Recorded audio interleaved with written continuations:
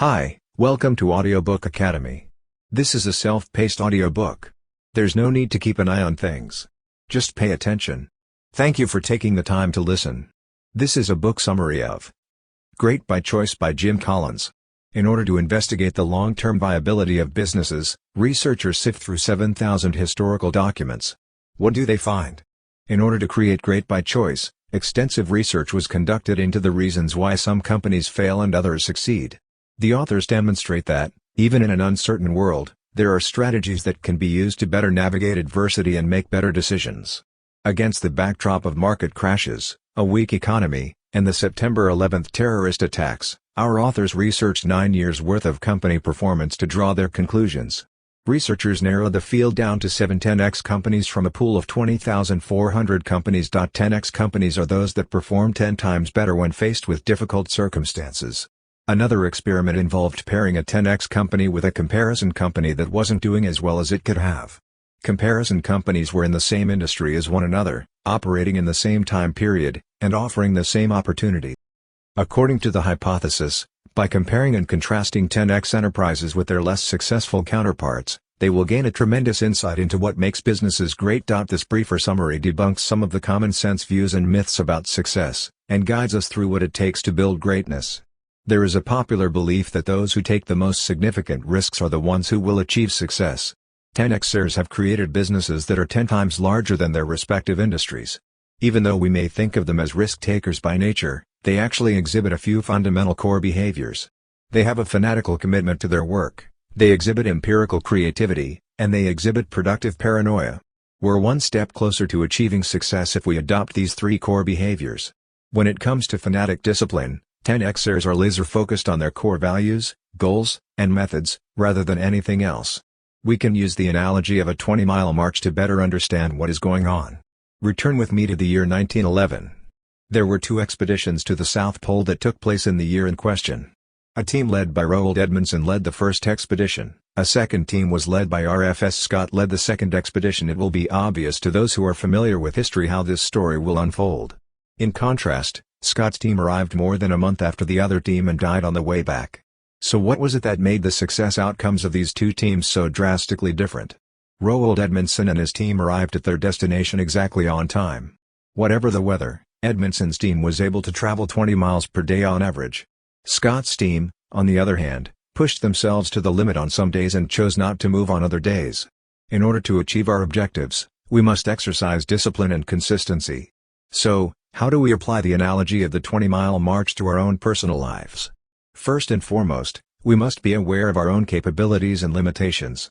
In order to know our maximum and minimum capabilities, we should first determine our maximum and minimum abilities. This means that when times are tough, we can persevere without overextending ourselves, and when things are going well, we don't become complacent. Furthermore, we must consider how we assess performance. There are many people who believe that money is everything. However, there are other factors to consider, and different businesses often have different value systems. There are other indicators of success besides financial compensation, such as accomplishments, growth, membership expansion, and the improvement of people's lives, among other things. Another consideration is that we must understand time frames, cultivate the ability to take action and responsibility, and, of course, develop that all-important consistency. 10xers are known for their high levels of empirical creativity, and they rely heavily on observations, experimentation, and user experience to achieve their results. Andy Grove, the CEO of Intel, is an example of this. Grove was recently diagnosed with cancer and has since passed away. Grove went into research mode and learned everything he could about his illness because the medical community was at odds with his treatment plan. He set out to learn everything he could to clear up the confusion and deal with conflicting beliefs about the best course of action. They also anticipate potential problems by exhibiting high levels of productive paranoia, in which they imagine worst-case scenarios in order to be prepared for any eventuality that might arise. This is Bill Gates' attitude, and his history at Microsoft has always been based on the belief that things could go wrong at any time, no matter how carefully planned. Early on in the company's development, he would send out memos alerting employees to potential threats so that they could be prepared. Having the ability to mitigate threats and prepare for obstacles is critical to maintaining security. High levels of ambition motivate people to be disciplined, creative, and prepared for the worst-case scenario in order to achieve success. Although it is possible to achieve personal greatness and find ways to reward oneself, Level 5 ambition is not about doing so.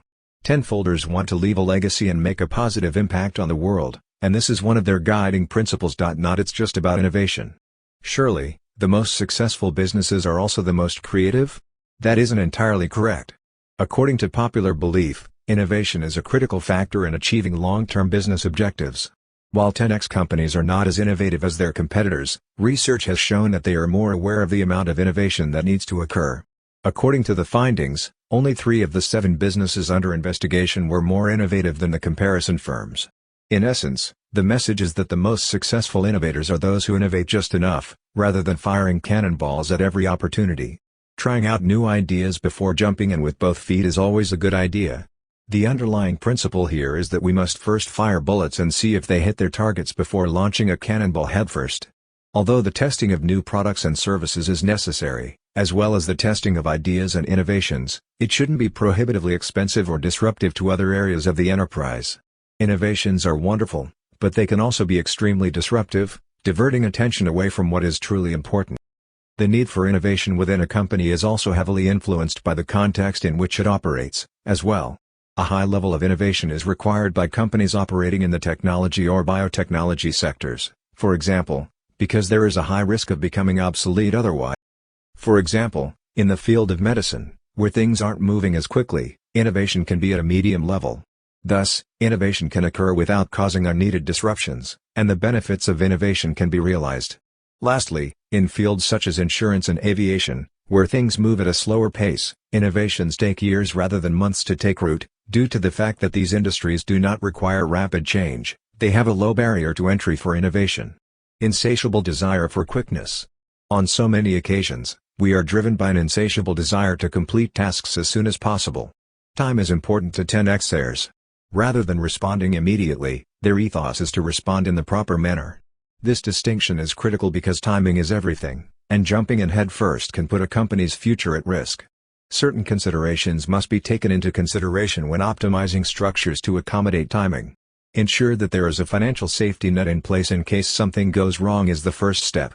Managing cash flow is critical, and ensuring that there is enough money available at the appropriate time can mean the difference between success and failure. Take a risk is the next component of the model. In making decisions, 10xers take their time. To the contrary, they maintain their composure and make decisions based on their findings and research.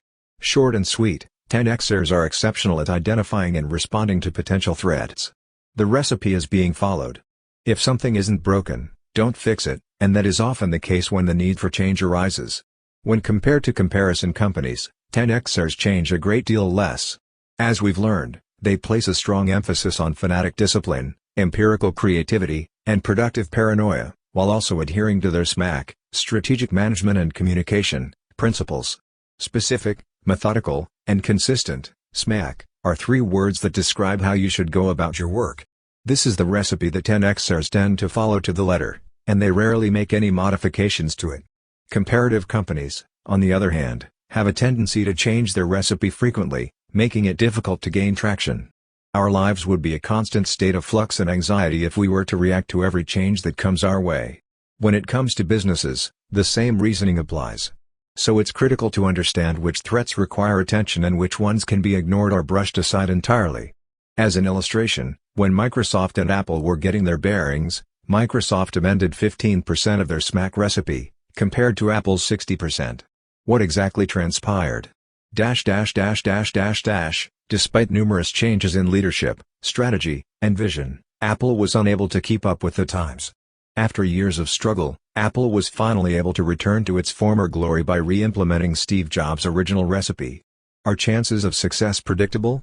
The importance of luck in achieving success is frequently mentioned in the media. More nuanced considerations are required. Having success is a result of a combination of fortunate and unlucky circumstances. Typically, both of these things occur in a company.